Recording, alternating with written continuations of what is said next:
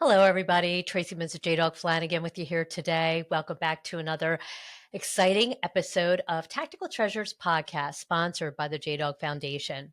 Our podcast gives veterans, mil spouses, active military members, military family members, and patriotic military supporters a voice in the veteran space to speak about their service, how they're affecting the communities post-service, and they share with me a tactical treasure that has shaped their journey in their military career, business, or life. Today, I am so excited to have with me Matthew McDonell, who served in the U.S. Army from March 2011 to December 2015 as an airborne infantryman with the 173rd IBCT and was stationed mainly in Germany.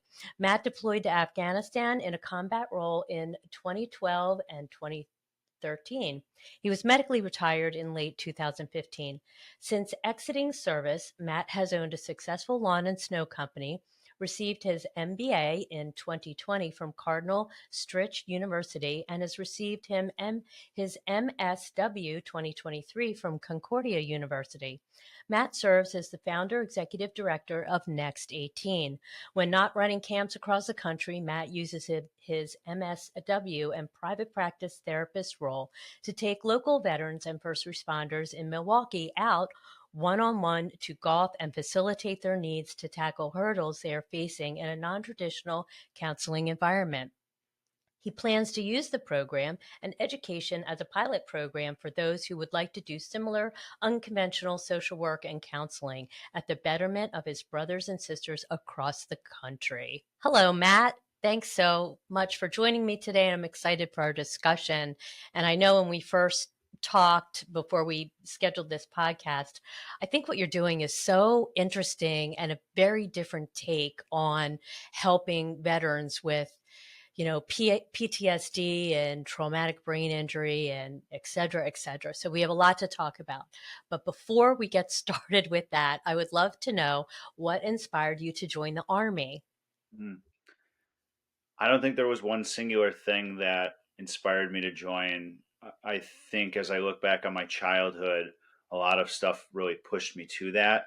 And much of that was never really having good male role models around me, being raised in a chaotic environment. As life went on and I kind of look back, I really realized I think a lot of that, the childhood trauma and things that I went through in that chaotic environment, the military was kind of like the perfect storm for me to go to. Right, right. I understand. So with that in mind, is there a particular aspect or moment from your service that kind of stood out as impactful in a positive way for you? I think the most impactful thing that I got out of my time in service was just separate from the deployment, separate from the training, was the ability to live overseas for roughly 4 years as a single soldier in my late 20s. Being Mm, able to really, I think it educated me on growing up in a small community where I grew up in outside of Detroit and then moving to Wisconsin. You're not really immersed in a lot of world when you're in a small rural communities, even when you live in bigger cities, depending on where your family structure is, you don't get that opportunity to really explore anything outside of what you're used to. So being in Europe for 4 years, then being in Afghanistan for 9 months, it really opened my eyes to, religion, differing viewpoints, how differing cultures lived, and it really kind of led me down this path of wanting to explore more, wanting to know more about the world, and not just having this like singular focus on the way I viewed it as a child. right, right. Yeah, that's really interesting. And I'm sure, obviously, role models were at the forefront in your military service, right? So I'm sure that helped you along the way. Next 18. I love golf, by the way. I'm a golfer myself. Kind of a new thing that I took up 2 years ago, and I just can't get enough. Um, so I would love to know how Next 18 was born. As you were attending college, did you know that you wanted to start something like this, or talk to me about this journey? I'll try and make this as succinct as possible. If you would ask any one of my close network of friends 5 years ago, if they ever thought I would go in the social work role, everyone would have looked at you sideways. It was definitely not something I wanted. I, I, I never even thought it would be a thing. It was not a career or a path. The clinical realm was not something I even thought about.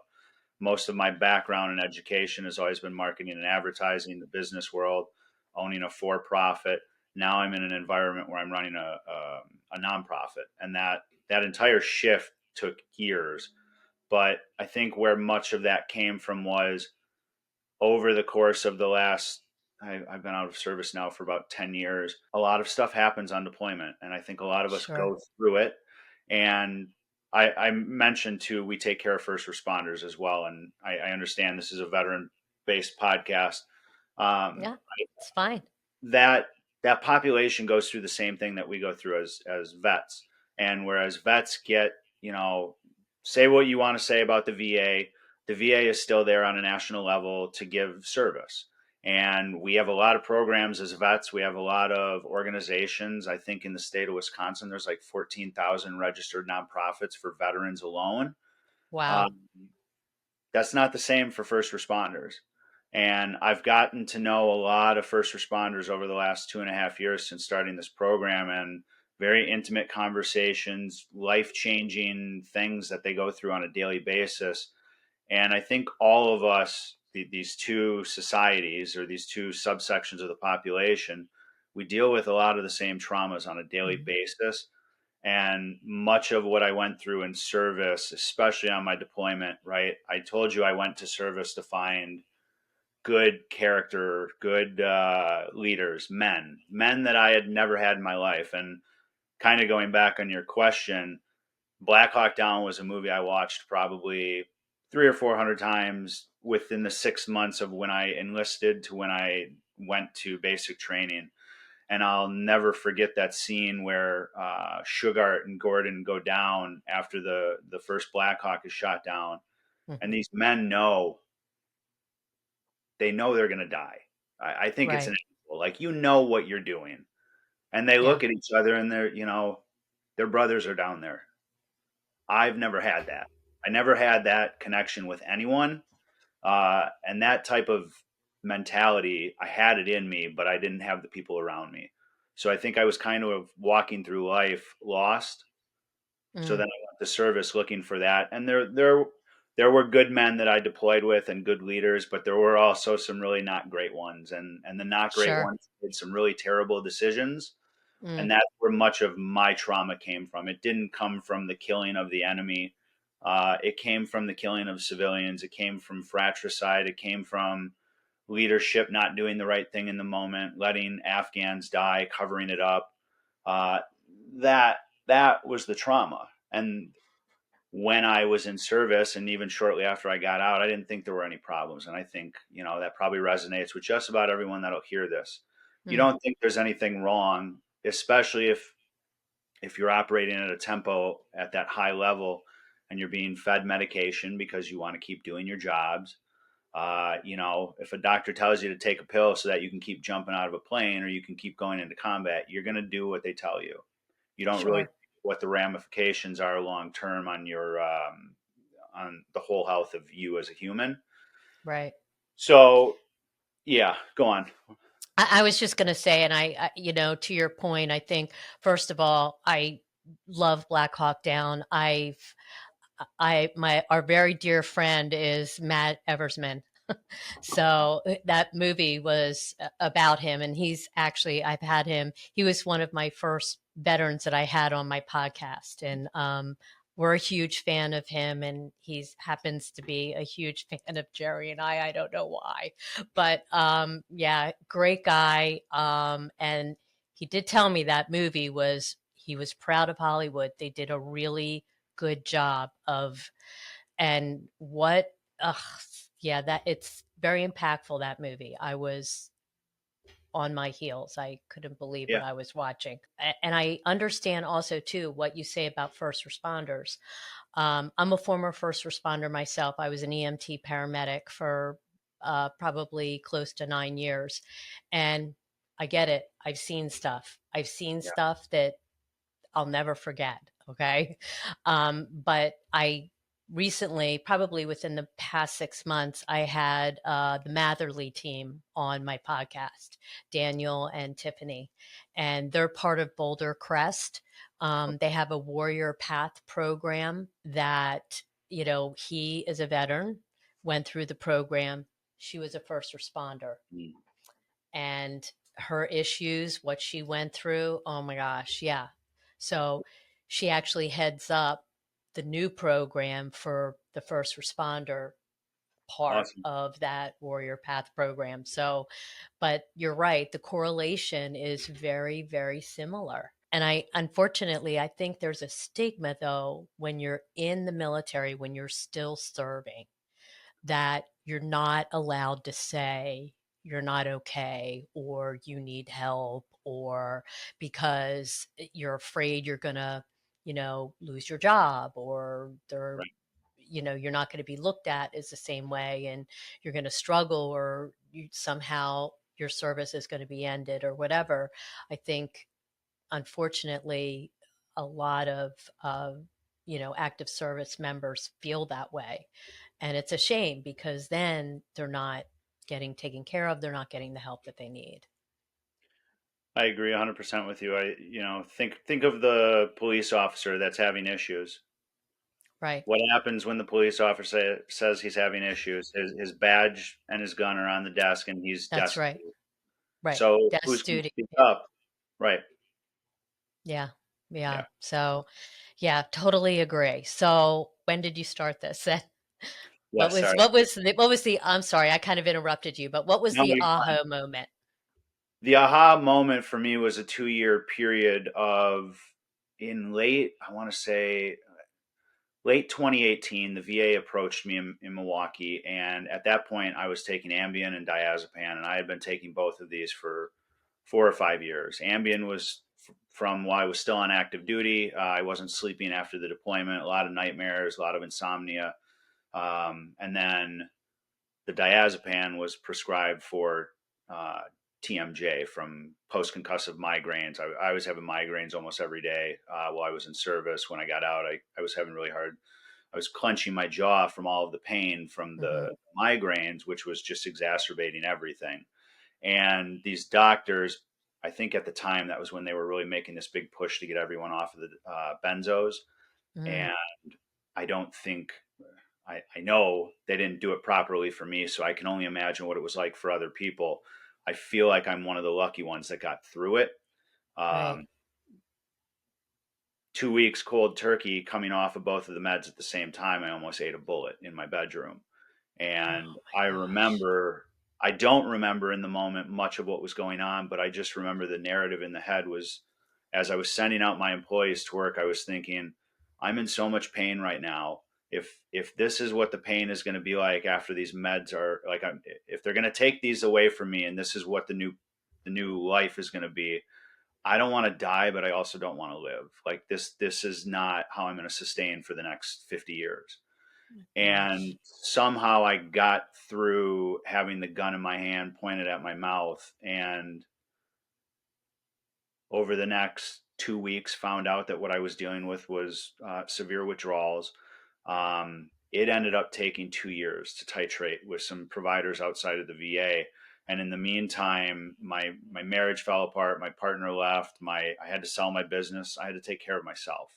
Oh And there my were a lot of gosh. days where I was still running a business for the first 6 months, where I would get my employees out to work, and then I would do all I could to stay alive for the next 24 hours, like in my house, huddled down. And my wife at the time really wasn't involved with it because I also didn't ask for help. I thought I could tough through everything, and I did. I got through it. While that was going on in about 2019, I had been connected with Semper Fi Fund when I got out. I was medically retired. I had full benefits, and Semper Fi Fund got a service dog for me. And all Mm. I ever used Semper Fi Fund was for the service dog. And at some point, when I'm like well into the hole of coming off these meds, I get an email from them, and it's about rec therapy. And it's, do you want to go to a golf camp, or do you want to go skiing in Aspen? Everything's paid for. And I don't know what clicked, but I was just like, all right, like I need to go be happy again. Mm, And right. I went on a trip. I went on 3 other trips. And when I started going on these trips, God bless Semper Fi and America's Fun. Their mission is what it is. What I started seeing was I could do this with the game of golf because golf is my passion. I've been Mm, playing it since I was a child. But where Semper Fi, I thought could have added some things was in the mental health space.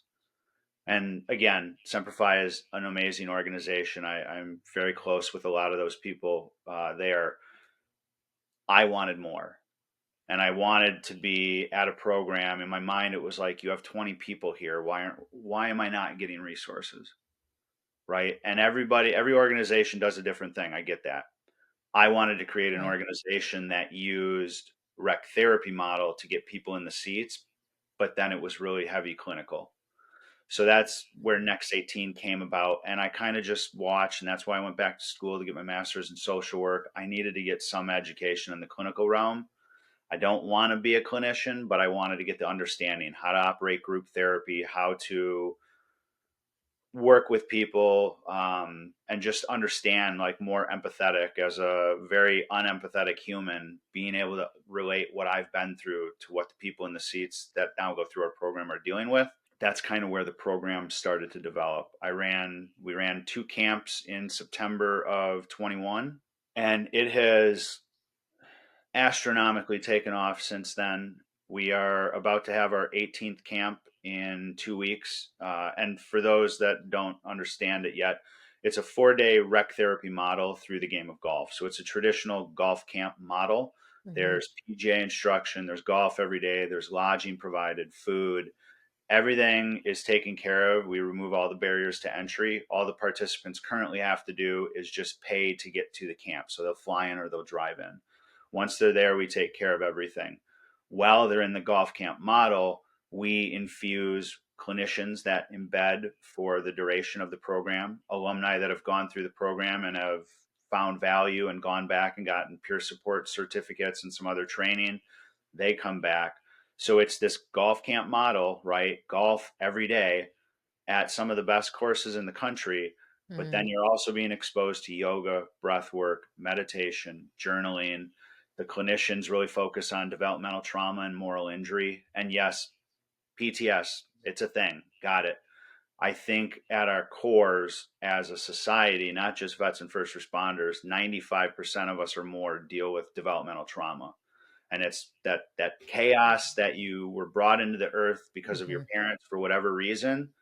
And for most of us as vets and first responders, we become fixers, people pleasers, white knight syndrome. So vets and first responders, those are really good avenues to go. So all of this again is done on a golf course. It's literally done on the driving ranges. In 2 weeks, we'll be at TPC Deer Run in Silvis, Illinois, which I think right now the John Deere Classic is being run there. So Mm. our participants get to play at some of the best courses in the country. Many of them are private country clubs. In December, we partnered with the PGA Tour. So now we are a Birdies for the Brave initiative. And through that, we have access to the TPC network. So we're really starting to branch out, utilize the TPC network. We're looking at potentially partnering with Kohler. We're a Wisconsin based organization. I'm 45 minutes away from Whistling Straits. Kohler is an And amazing Wisconsin based global company. So these are the types of courses that participants get to play at when they come. a couple questions. So, um, how do the golf course, like you just say you partnered with the PGA Tour. So what does that relationship look like? What do they do? Are they a sponsor? Inside of the PGA Tour, which is a 501c3, there is a philanthropic wing called Birdies for the Brave. Birdies for the Brave right now is made up of 8 or 9 organizations across the country. Um, those organizations are veteran first responder centric. So, how the tour operates is, while they don't provide us anything monetarily, every single tour stop on the tour schedule is a 501c3. It's very different than like MLB, NFL, right, where it's this big thing. What the tour wants, or what we're envisioning, is we're running our programs at the courses that have tournaments, because then the charity arms for each tournament can help fund what we do, right? Like when they do the waste management tour in Scottsdale every year, I think this year they broke a record that charity arm raised roughly $14 million, and it went to about 100 organizations in the area. If we're Mm. running a camp at TPC Scottsdale, now we can draw funding from that. So Ah, okay. it's I this see. grassroots long term thing. Like they gave us the keys, we're in the house with them. If we want access to certain rooms, they let us know, or we let them know. It's been really good because we've really developed a lot of partnerships with like Hyper Ice, Golf Forever, even like Tito's Vodka. Like these are all the groups that are like the official this or that of the tour. So being able to walk into places and say, hey, this is who we are, we're a part of this, can you help us, has made a lot of my life much easier over the last 6 months. Yeah, And they I'm sure. really haven't had to do anything. Okay. One thing I did want to make sure that I asked you about, and we kind of talked about this briefly, was the ACES, ACES. Yes. Um, do you use that in Next 18? And can you explain what that is all about? So ACEs is a clinical assessment. It stands for Adverse Childhood Experiences Survey. And I believe it's evolved over the last handful of years, but it started out as a 10-question assessment. And these questions focus on, I was beaten as a child, mother or father was an alcoholic, someone in my nuclear family went to prison or was incarcerated. Like, not great things as a Right. child to Hmm. experience, right? But many of us do. Right. And I went through a program about 6 months ago, Save a Warrior. And while I was there, they also were very heavy with ACEs. And out of a group of, I think, 16 men, vets and first responders, the average ACEs was around a 7.2. And there were multiple men in the room that had a 9. And I'm looking around the room as a 2, and I'm thinking, what didn't you have happen to you to be a 9 and not a 10? Right. And a statistic was put out, and my one of the clinicians on my board, we've talked about it further. Basically, the average ACEs score of a convicted felon in America is between like 5.5 and 7. So if these 16 men are sitting in a room with me and our score is that average, the thing is, you have two paths in life, right? If your childhood is that damaged, you're either going to go down one path, or you're going to go possibly down this other path. And I think that's where we as a society don't address this stuff properly, right? Like, Mhm. if I'm already damaged, if my childhood was alcoholic parents, getting beaten, people were in prison, drugs, gangs, and then you go to war and you give me a weapon and you teach me how to use it. Then I come back and you don't let me process any of my feelings. You don't let me process anything I've gone through. I mean, inevitably the kettle is going to boil and something's going to happen. Right. Right. And we just label that as, oh, there's the angry vet or the crazy vet. And it's no, it's my inner 6-year-old that hasn't been addressed my whole life. Right. Right. Yeah. And So it's I've heard it said in circles. I've been in a circle of veterans that um we were all talking and we were getting in this deep discussion, and you know they were sitting there and it's like, okay, so who had bad childhood experience that went in the military to get away from it? I think every veteran like raised their hand in our circle that we were talking. And you know they go to escape, okay, mm, but they go, and even in your situation, for some type of positive role model that can teach them something different than what they've grown up with, or whatever, or yeah, and so unfortunately, yeah, you're carrying that baggage with you, and then you're serving, and you may or may not see combat, right. and it just affects you. And so really you have to go all the way back, I see your point. You need to go back to the beginning to You need to to, get started, for right? most of us, we need to even accept that the 6-year-old was damaged and has Hmm. never been loved, has been stuffed down, avoided. Right. I think the biggest thing that I've taken away, maybe over the past 16 to 18 months, that I really paid attention to in myself was, I remember whenever we were in combat, and I've talked about this with multiple people around me. When we were in combat, it always felt like everything slowed down, right? It's kind of like when the quarterback's playing the game and he talks about that tunnel vision, everything slows Hmm. down, you can see the play perfectly. Combat is chaos. Childhood was chaos. If all I'm ever used to is chaos, but now you've trained me Right. how to operate in chaos, I imagine on some levels, yeah, everything slows down. Now what I'm paying attention to is, I operate really well in chaos. I've done it my whole life. What I'm learning is I don't want it anymore. Now all I want is calm.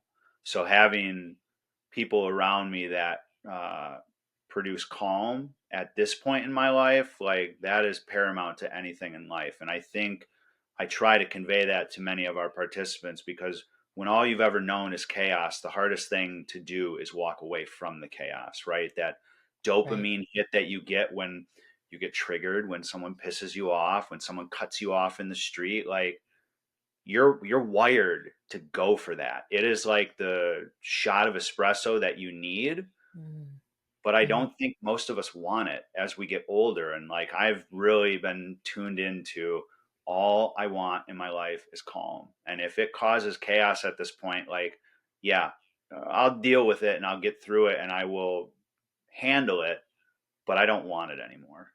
Right. Right.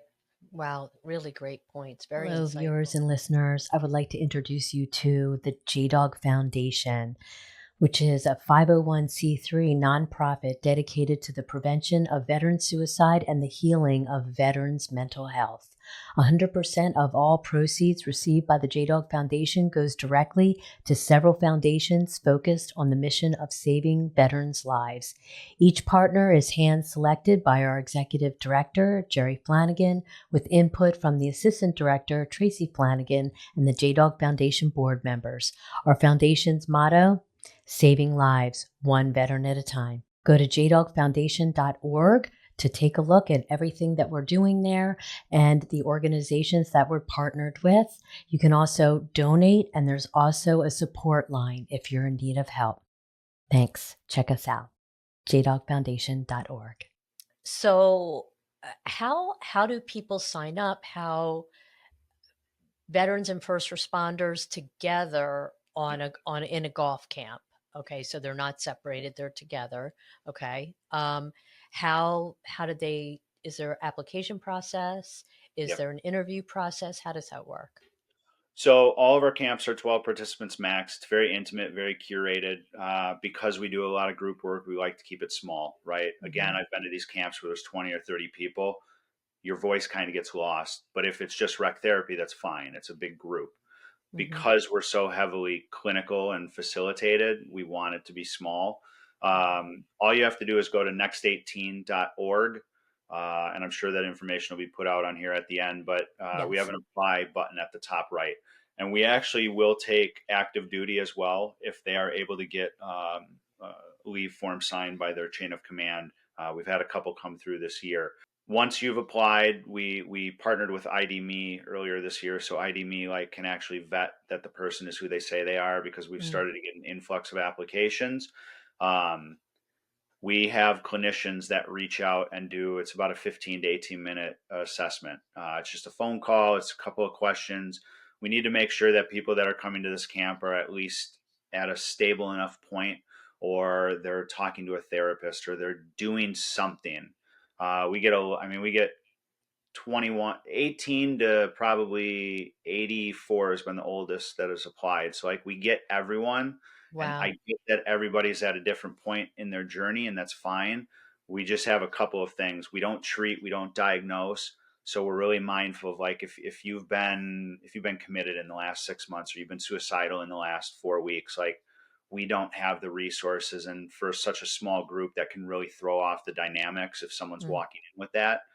So we're just really mindful of who we let in. We're going to let everyone in if we can, but we have to be mindful of the group dynamic and the environment that we're at too. So yeah, all you got Sure. to do is go to the website and apply, and we'll get the process from there. And and next question, is this for men and women or just men?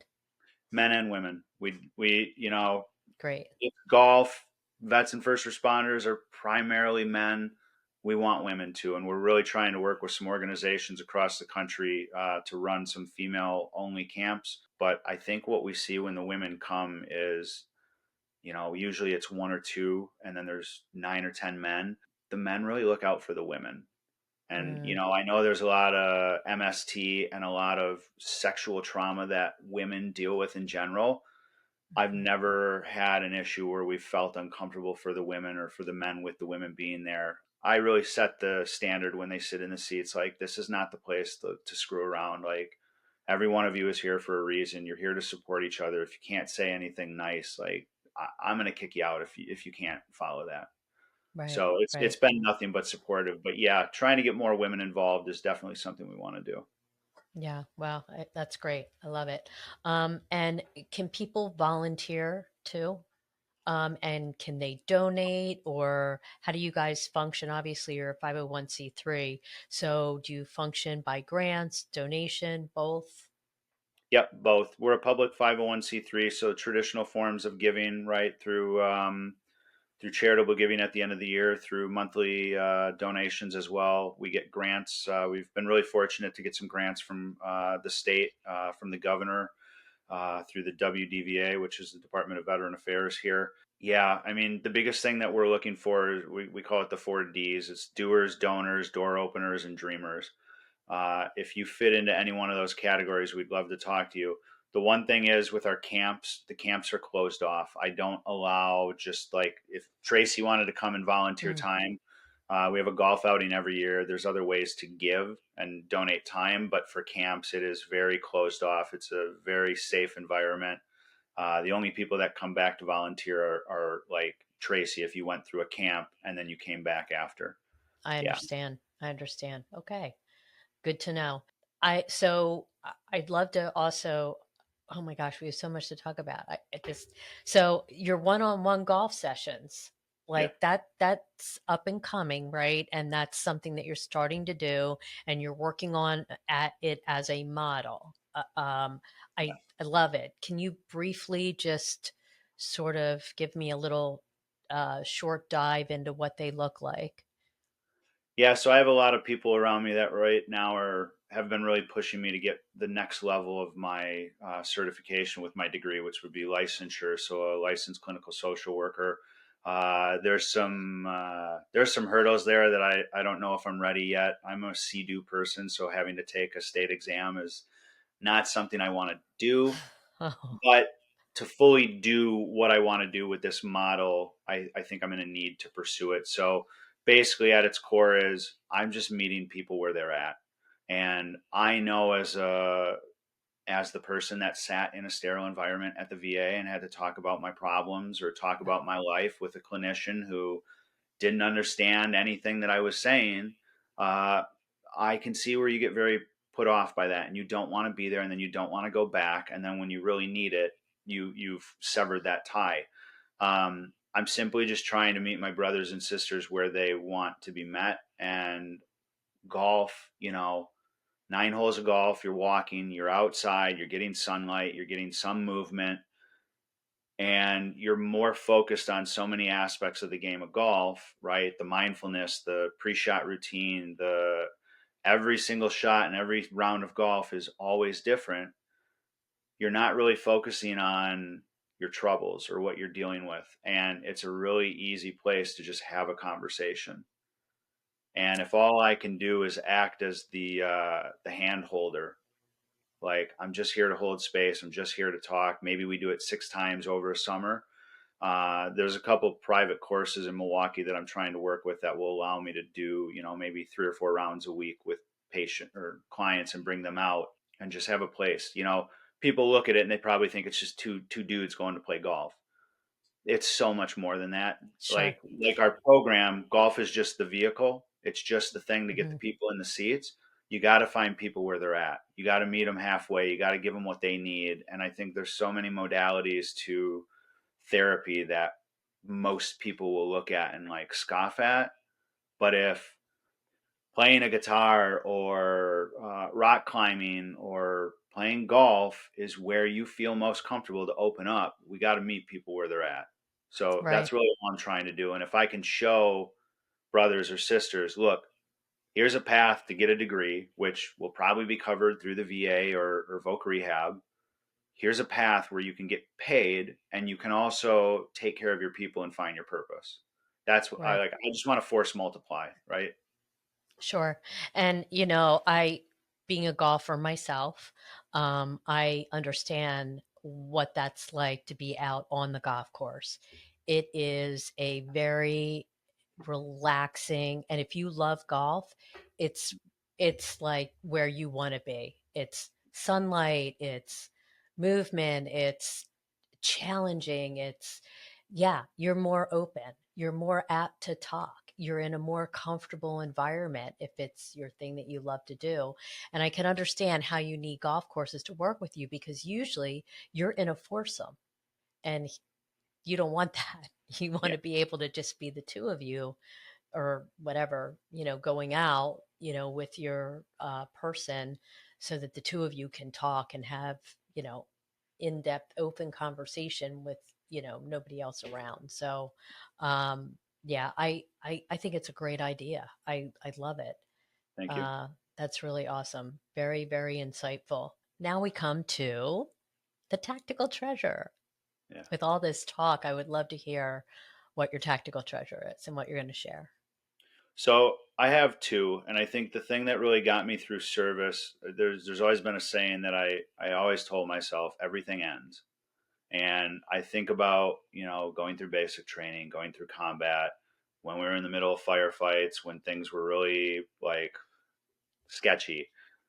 It's just the mindset of everything ends. Whether it's good or bad, at some point, everything ends.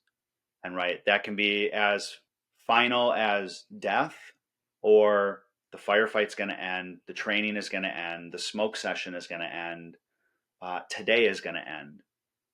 It's going to end. You just got to put your head down and get through it. And more recently, post service, especially over the past year, um, I read something a year ago in a book, and it has stuck with me ever since. And it couldn't be more apropos for what I've been going through. And it's everything where it needs to be when it needs to be.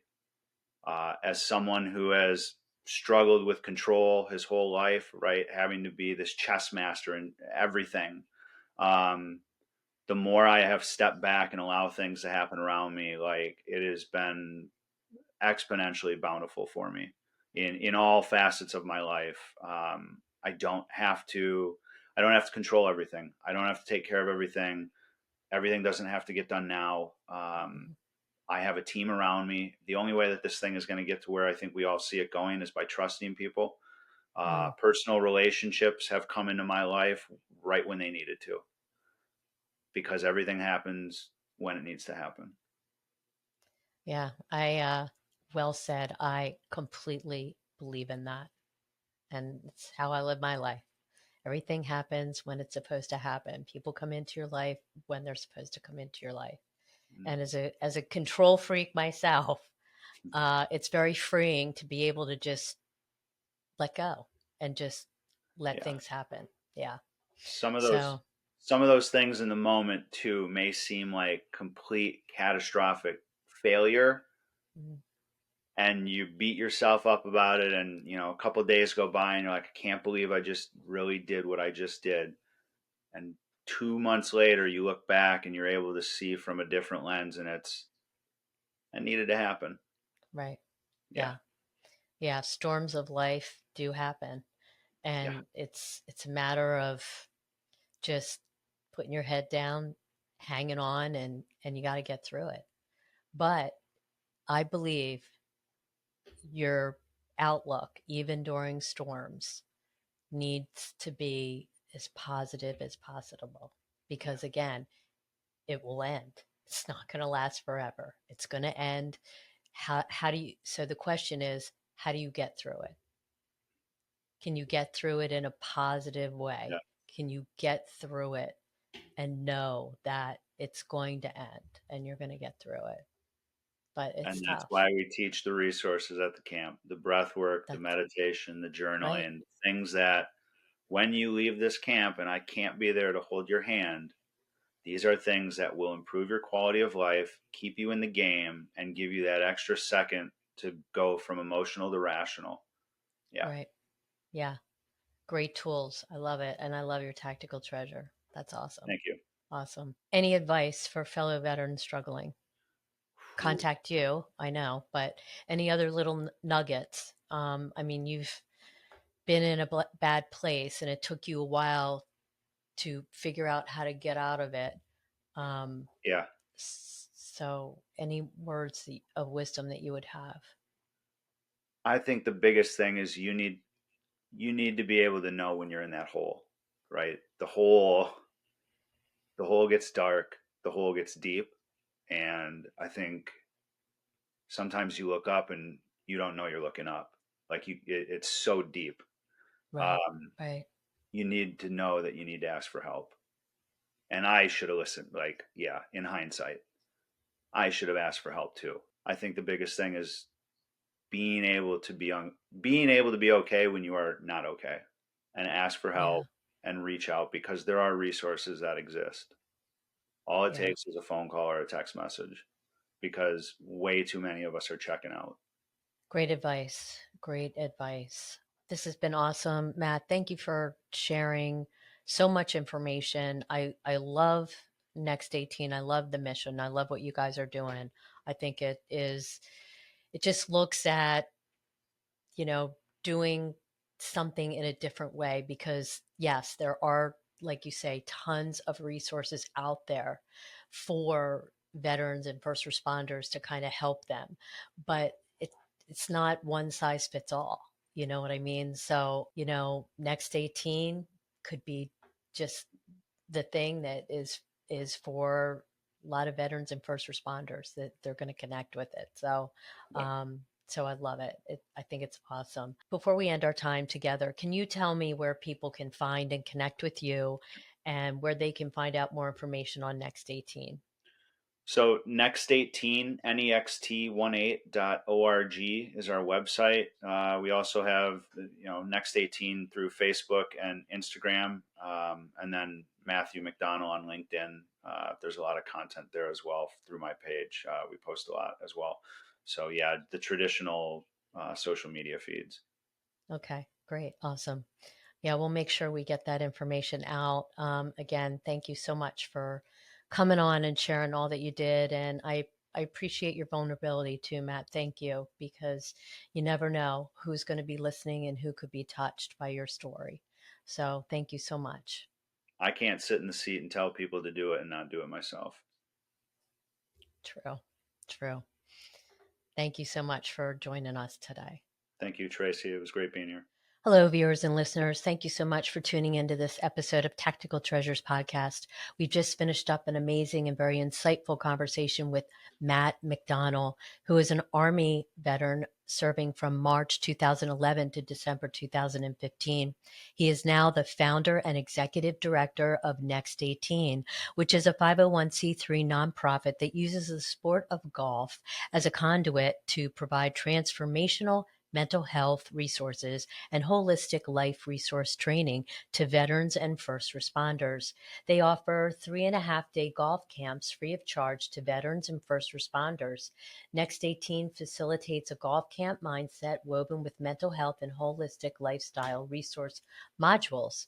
They provide introduction to resources such as yoga, meditation, breath work, mindfulness, and body scans, small group interactive processing, Reiki, journaling, and others.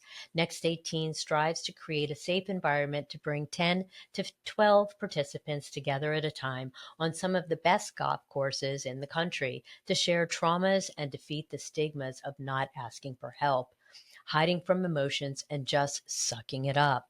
As part of their ongoing support and encouragement to their participants, they foster a peer community after camps and provide a multitude of resources. To learn more, get involved, and apply for the camps, go to next18, and that's the number 18.org. Thanks for tuning in. Don't forget, you can find your Tactical Treasures podcast on all your favorite podcast streaming platforms, as well as Vet TV, American Grit, and our dedicated YouTube channel.